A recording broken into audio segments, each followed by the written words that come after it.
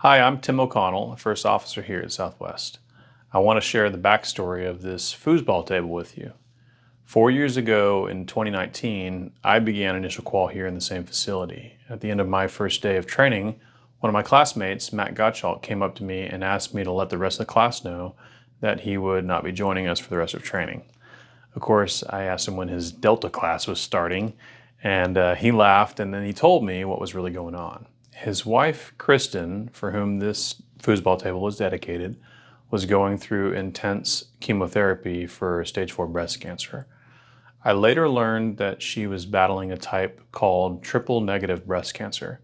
Matt told me that he had the CJO here for months, but he had to keep pushing his class date back to be home to take care of their two young kids. Apparently, the head of training at the time, Chuck Larson, heard about this and called Matt and Kristen and encouraged them to come out to one night and then the new hire dinner and the first day of training so that Matt could establish his line number and have his medical turned on. And so they did. Matt was able to go back and take care of his kids and care for Kristen while she fought her battle until she passed away in 2021. So here I am 4 years later, coming back off mill leave, and we had this idea to do something to honor Kristen's memory and commemorate many of the new hire classes that began this year. I think it is so important to know a little bit about Kristen.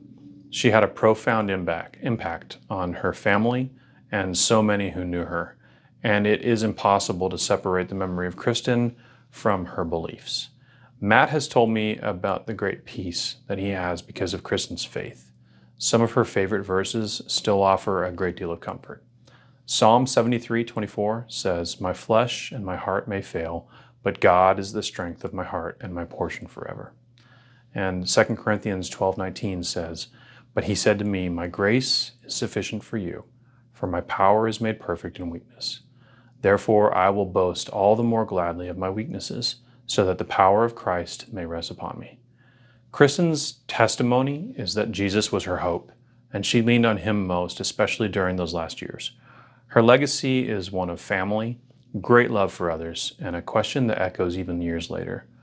That question is this: are you saved? If you die tonight, are you going to heaven? What is the status of your soul? Kristen believed more than anything, even in the midst of her hardest days, that her help came from God, and her hope was in Jesus. I want to thank you for taking an interest, for remembering Kristen, who was so dear to many people, and for raising your awareness of triple negative breast cancer, and for considering your own answer to that most important question.